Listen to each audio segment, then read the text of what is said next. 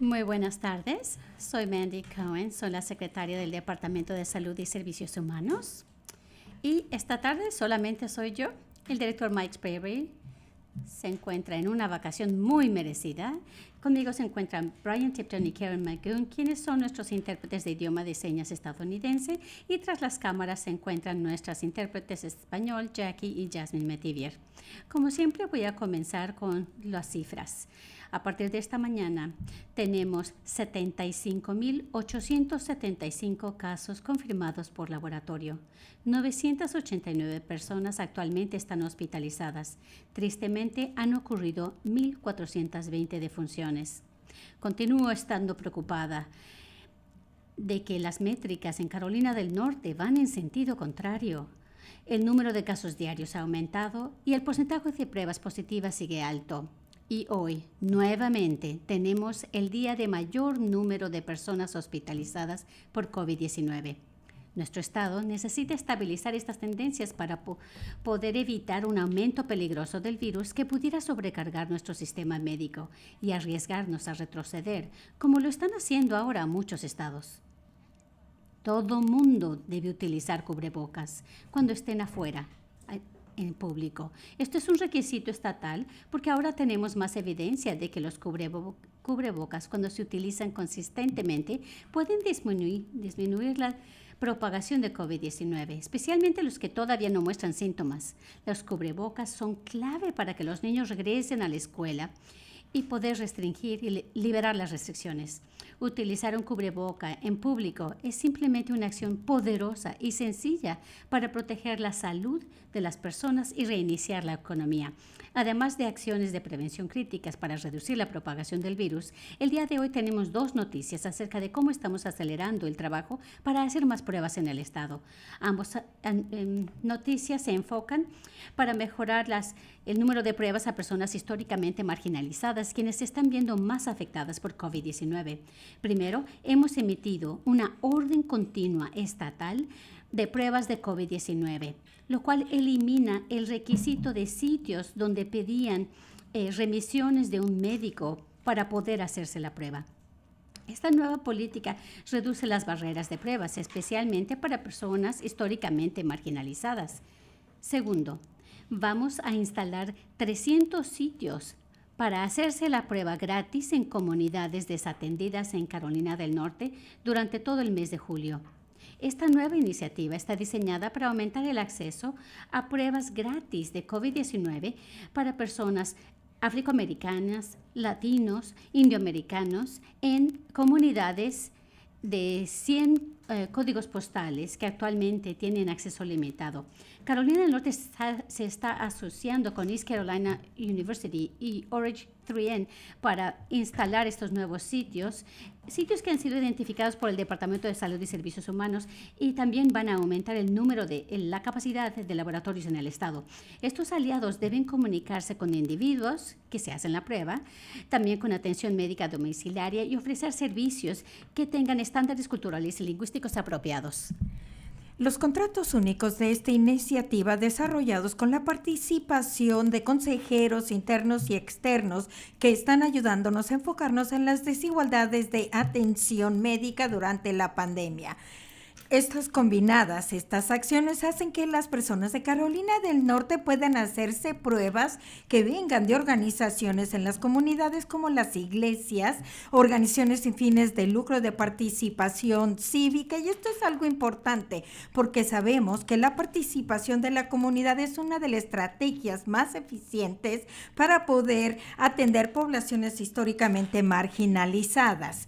El aumentar el acceso a las pruebas es algo clave para poder responder y contener el COVID-19, y es por eso que instamos urgentemente al público a que se haga la prueba si es que ellos piensan que han sido expuestos a COVID-19, tengan o no síntomas. Adicionalmente, las personas que deben acudir a que les hagan pruebas es si son parte de algún grupo de los siguientes: poblaciones históricamente marginalizadas y que puedan estar en alto riesgo de exposición. Las personas que están en entornos de alto riesgo, que estén en atención en centros de atención a largo plazo, refugios para desamparados, instrucciones de detención, también aquellos que están trabajando en supermercados, en gasolineras, guarderías, construcción y procesadoras de carne, los que están en primera línea, los primeros que responden, las personas que tienen mayor riesgo de tener una enfermedad grave, incluyendo los ciudadanos de la tercera edad y cualquiera que tenga alguna enfermedad existente. También hay que identificar las pruebas y cuando identificamos esto oportunamente, nosotros podemos reducir la propagación. Y quiero continuar otra vez diciéndoles sobre mi preocupación de los reagentes de laboratorio en los laboratorios del sistema de salud, y esto está haciendo que el tiempo de respuesta sea más largo y la propagación se ha empeorado en muchas partes del país. Estos reagentes de pruebas están escasos y entonces la espera para los resultados de la prueba es de 6 a 7 días y tenemos ahora nuevos aliados para hacer las pruebas que nos dan mayor capacidad a nuestro estado, y esto es de mucha utilidad. Nosotros seguimos preocupados sobre la capacidad de hacer pruebas y los tiempos de procesamiento de resultados, y nosotros estamos pidiendo a los aliados federales su asistencia. El hacer pruebas es importante, sin embargo, nuestra mejor estrategia es la prevención. Recuerde que el practicar las 3 Ws en inglés, llevar un cubrebocas, lavarse las manos frecuentemente y esperar a 6 pies de distancia nos va a ayudar. En inglés, wear, wait, wash. Y con esto, de nuevo, solamente soy yo, así es de que ahora abrimos el micrófono para las preguntas.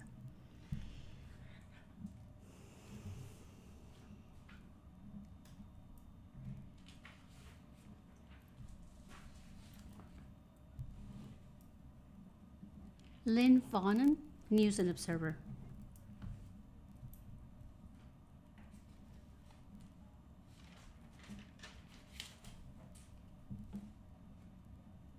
Ha subido y bajado el número de pruebas que se están haciendo. Este es el resultado de la escasez de suministros y cree que esto se va a mejorar.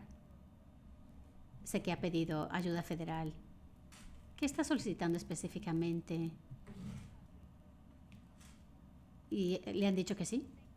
Respuesta. Gracias por la pregunta. En cuanto a las cifras, sí se han fijado que han subido y bajado. Creo que es una combinación de factores.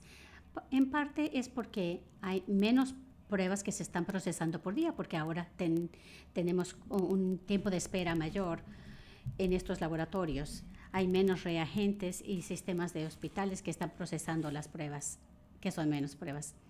Pero también tuvimos un fin de semana largo y sabemos que las pruebas son menores en este tipo de días festivos.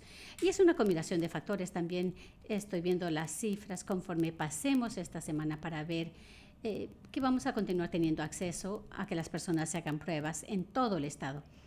Y creo que el anuncio que estamos haciendo hoy de estos 300 sitios adicionales temporales en 100 distintos códigos postales, esto realmente va a aumentar el acceso a las pruebas para las personas que más lo necesitan, personas desatendidas. Por eso quiero recordarle a las personas en cuanto a quienes queremos que se vaya a hacer la prueba. Primero que nada, cualquier persona que tenga síntomas, por supuesto. Cualquier persona que ha estado en contacto cercano o ha estado expuesto a alguien que tiene COVID-19 debe ir a hacerse la prueba.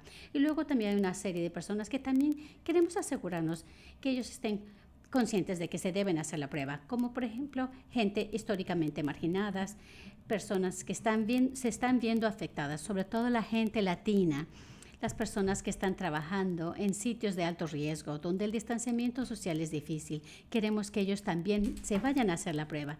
Tenemos que hacer mucho trabajo para poder hacer estas pruebas que son necesarias para identificar particularmente para evitar la propagación del virus. No se esperen a tener síntomas. Si han tenido exposición a alguien que tuvo COVID, hágase la prueba.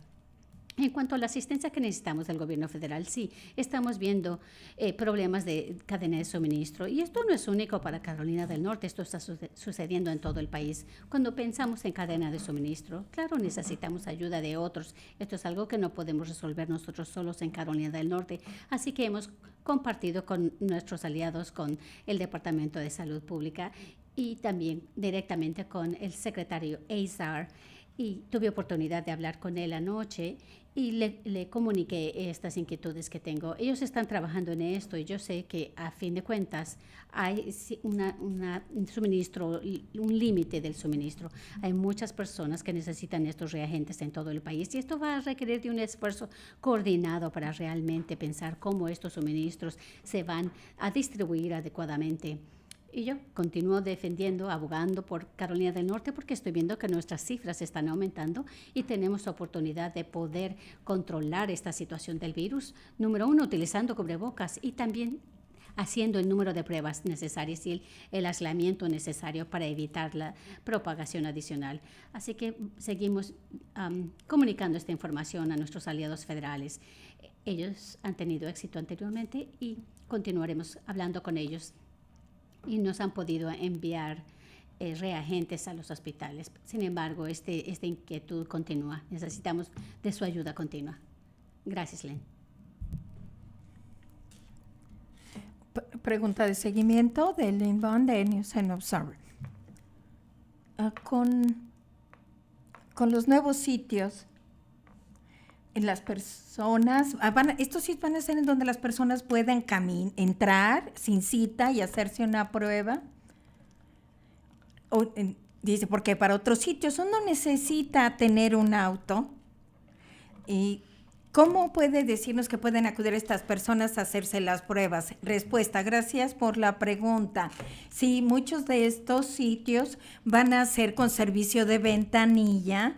En algunos de estos sitios van a ser de este tipo, pero también sabemos, como tú me preguntabas, que no todo el mundo tiene auto y eso limita el acceso.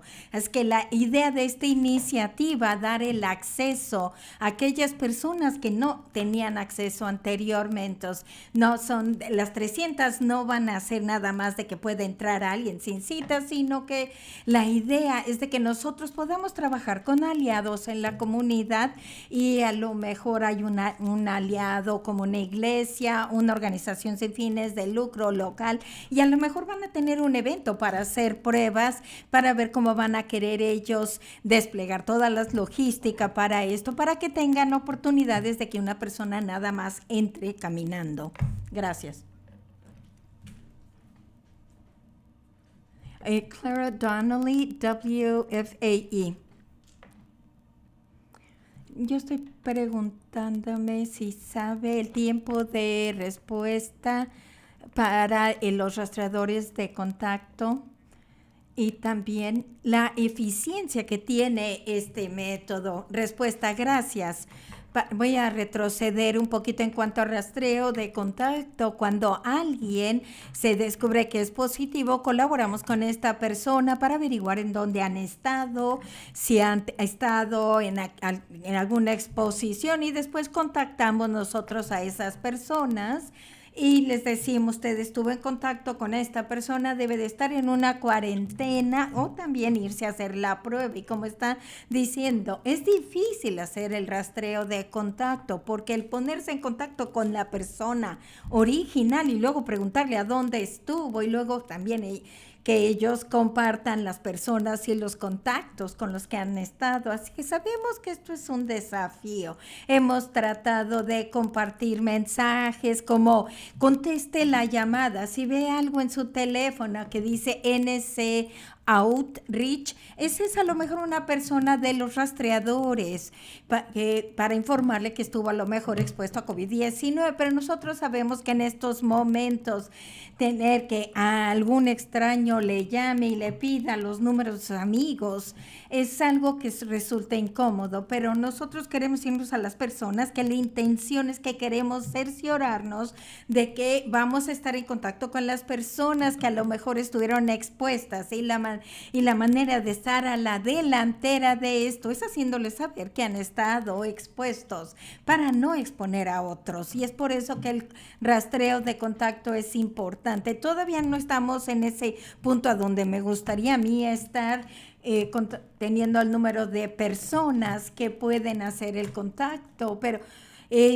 también en las comunidades de latinos y de los hispanos hay menos respuesta en estas comunidades porque hay una desconfianza y el temor y la barrera del idioma. Es que hay muchos desafíos que vemos, resultados similares en algunos otros estados que ya presentaron datos sobre rastreo de contacto. Podemos contactar a una tercera o a la mitad de las personas, y de nuevo esto cambia dependiendo porque algunas veces la etnicidad, la raza, la edad, es que nosotros tenemos que mejorar la capacidad de hacer rastreo de contacto. Pero también es por eso que es bien importante, y estamos trabajando con varios aliados para tratar de mejorar y buscar las mejores prácticas, y estamos todos tratando de encontrar estas prácticas con diferentes organizaciones que ya están haciendo este trabajo para mejorar el rastreo de contacto y cómo podemos utilizar maneras innovadoras para ponernos en contacto con las personas. Gracias.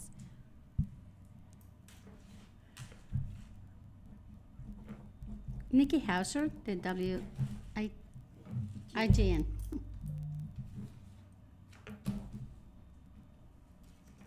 Pregunta sobre la nueva ciencia que dice que el virus se transmite por aerosol y que personas pueden contagiarse a pesar de estar más alejados. Con esta nueva información, el Estado está planeando implementar algunas medidas adicionales o tratar de lidiar con el virus de otra manera con este nuevo tipo de información. Respuesta. Gracias, Nikki. Acerca de aerosolización, el virus se puede transmitir en el aire en comparación con a través de una pequeña gota. Es un tanto confuso porque hemos estado hablando de transmisión mediante la respiración. Claro, viene a través de la nariz y la boca y fluye en el aire y potencialmente puede infectar a alguien más al entrar a su nariz, su boca, su nariz. Y así es como se transmite el virus. Lo que estamos viendo es que en ciertas circunstancias en donde el virus puede permanecer en el aire durante más tiempo, pero estamos aprendiendo más acerca de en dónde y en qué sitios se aerosoliza. Estamos viendo tal vez si estás recibiendo un tratamiento de nebulizador porque eres asmático, o te están entubando, que es cuando están colocando un tubo para poder respirar. Es ahí cuando se puede enviar más virus al aire, y es por eso que las personas en ambientes de salud que están haciendo este tipo de procedimientos, ellos pueden utilizar un tipo de mascarilla que se llama N95 que filtra aún mejor. La mayoría de los datos que existen actualmente continúan diciendo que este virus se transmite mediante pequeñas gotas, lo cual es distinto a través de aerosolización.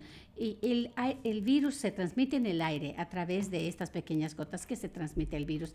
Creo que estamos tratando de comprender aún más en qué circunstancias pudiera producir que el virus permanezca en el aire y se transmita a otros. Cuando permanece en el aire, pues puede ser más contagioso por más tiempo. Estamos tratando de aislar cuándo el virus se puede aerosolizar. Lo que estamos viendo es que la mayoría de la transmisión de este virus continúa siendo por pequeñas gotas, no por el aire. Es a través, sale por la nariz y la boca, pero se tocan las manos, y luego hay otras maneras de transmitirlo a alguien más que está cerca de la persona. Vamos a continuar viendo esta evidencia en general. Lo que esto significa para ustedes en casa: usen un cubrebocas.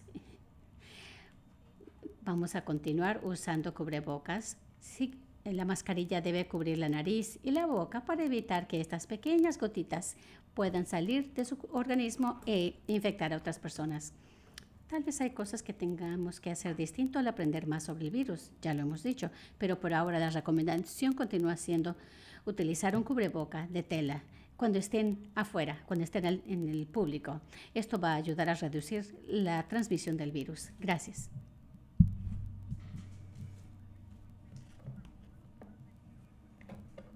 Ruben Jones, Spectrum News. En Charlotte. En cuanto a la hospitalización está nuevamente alta, ¿puede hablar más en detalle en dónde nos encontramos en cuanto a niveles de capacidad? ¿Nos puede dar cifras? Estamos 90 y tantos de hospitalizaciones, pero ¿en qué momento es cuando se preocupa de la capacidad? Y ahí ¿cuándo va a llegar el momento que vamos a tener que traer recursos de otros estados? Tuvimos una situación aquí en Charlotte. Respuesta, cuando hablamos de hospitalizaciones y vemos la capacidad a nivel estatal, tenemos la capacidad, pero también hay que verlo a nivel regional porque las personas van a recibir atención en hospital cerca de donde viven. Uno de los lugares que estamos viendo es el área de Charlotte en cuanto a la capacidad, porque allí hemos visto índices más altos de hospitalizaciones en esa área.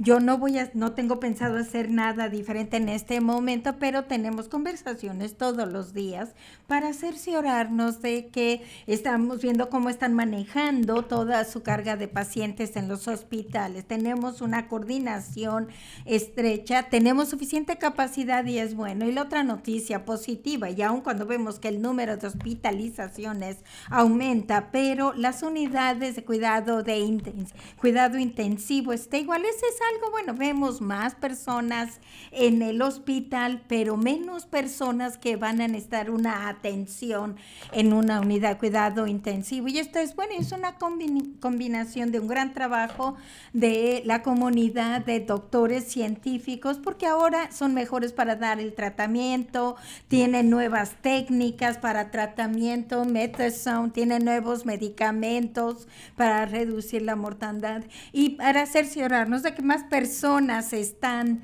viviendo y que no mueran de COVID-19. También utilizando Decivir. Hay varias cosas que hemos aprendido de este virus y de esta manera las personas ya no están en cuidado intensivo, pero de todas maneras hay que verlo de cerca, pero hay que ver los recursos, los reagentes es lo que están limitados, pero nosotros estamos bastante estables en cuanto a la utilización de cuidado intensivo. Las hospitalizaciones suben, pero en general, en cuanto a la capacidad estamos bien, pero hay ciertas regiones en el área de Charlotte, Mecklenburg, son uno de esos lugares en donde estamos viendo que las hospitalizaciones están subiendo más que en otras partes del estado. Estamos colaborando estrechamente con ellos porque ya sabemos que en este momento no tenemos que tomar otras medidas adicionales, pero quiero recordarles que son las cosas sencillas que hacemos todos los días, como lavarse las manos. Pues eso es lo que va a impedir que sobrecargue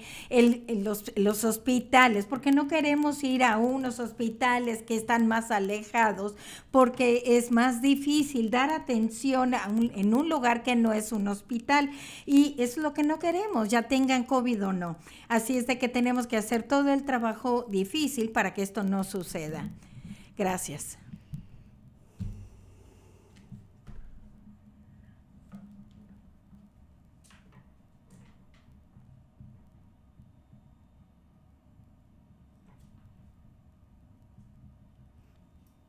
Estamos esperando. ¿Hay alguna otra pregunta?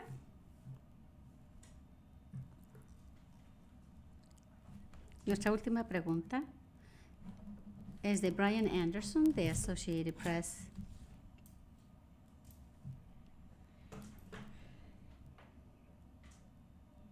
Tengo dos preguntas. ¿Puede explicar el orden del doctor? La orden de los doctores. Una orden del doctor. Una orden del doctor para hacerse la prueba. Y en segundo lugar, mencionó acerca de la escasez de reagentes el jueves pasado y mencionó también el día de hoy que tuvo una conversación con el gobernador y el secretario Azar. ¿Qué apoyo federal, si es que existe, vamos a recibir desde su llamada del jueves? Respuesta. Primero, en cuanto a esta orden continua estatal, voy a continuar a confirmar con el equipo lo que significa para las personas es que los sitios de pruebas estaban exigiendo una orden de un proveedor para poder hacerse la prueba. Ahora la doctora Betsy Tilson, que ha emitido esta orden continua para todo el estado, queremos que todo el mundo se haga la prueba. Esta orden permite que más personas se hagan la prueba más rápido y que reciban los resultados de una manera más rápida. Creo que es un mecanismo para facilitar el trabajo, expeditar el trabajo que estamos haciendo desde el punto de vista de emergencia de pandemia. Voy a aclararlo.